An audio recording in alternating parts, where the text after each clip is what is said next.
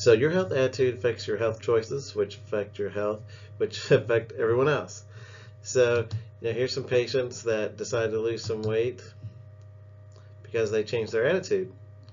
So, do you believe your healthcare affects your health choices, which affect your health?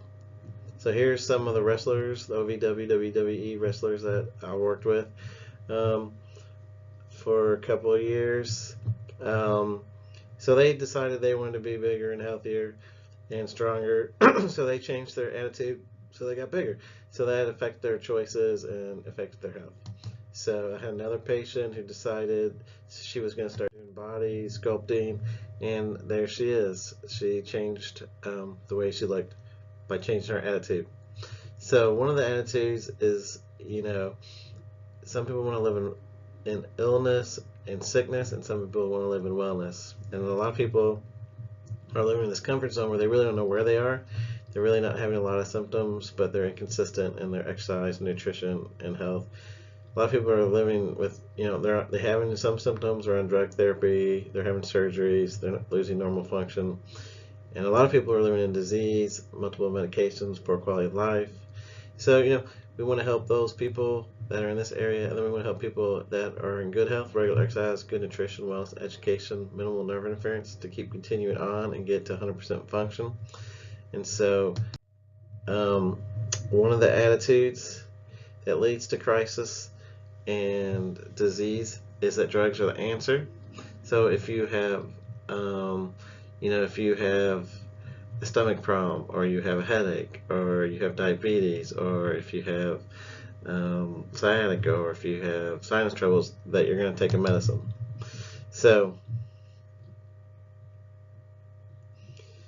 most people can actually even can think of a lot of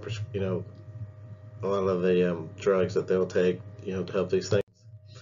But unfortunately, this attitude is the third leading cause of death in the United States, over 250,000 deaths every year. And this is from normal medical care. It's causing these deaths. So, you can read through this. I actually just got the newest research on this, and this has not changed hardly at all.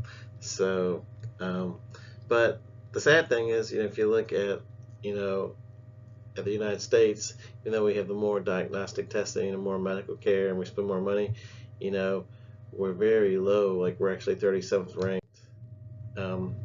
So your health attitude does affect your health choices, which affect everyone else. So there are some people there that decide to change their weight, and then they can fit in their pants. So another attitude is that prevent interference to your system is good key to good health.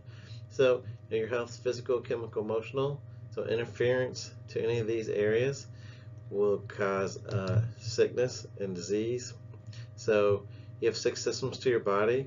All these are controlled by your autonomic nervous system. One speeds you up, one slows you down.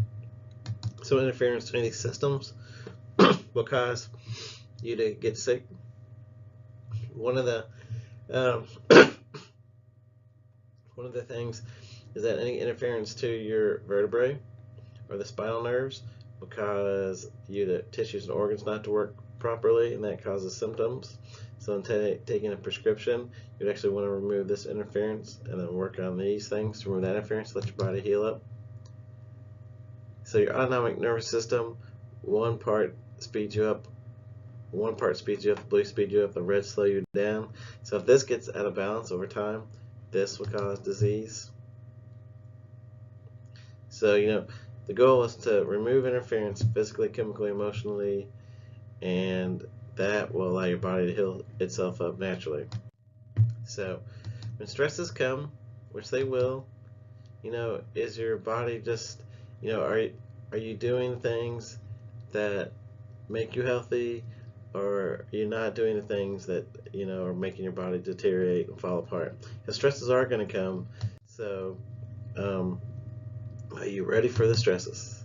So you want to do things that are been researched and have been shown clinically over time that work.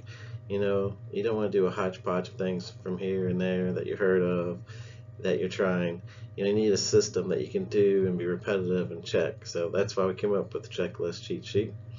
So you want to be to the point where the things that you do actually prevent the storms in your life that would cause damage to your body, that actually lead to a lot of just everyday crises. And sometimes you can avoid having a crisis every day if you work on your body and then actually prevent things. So that's why we came up with the health score, so people could find out if they were in sickness, crisis, average. So this workshop, you should have watched, or you can watch. But you come up with the health score using all these individual tests and the 7 wellness attributes. And so, and then you come up with a score, and then you'll figure out where you are on here. And then no matter where you are, you can use the checklist that we're getting ready to talk about to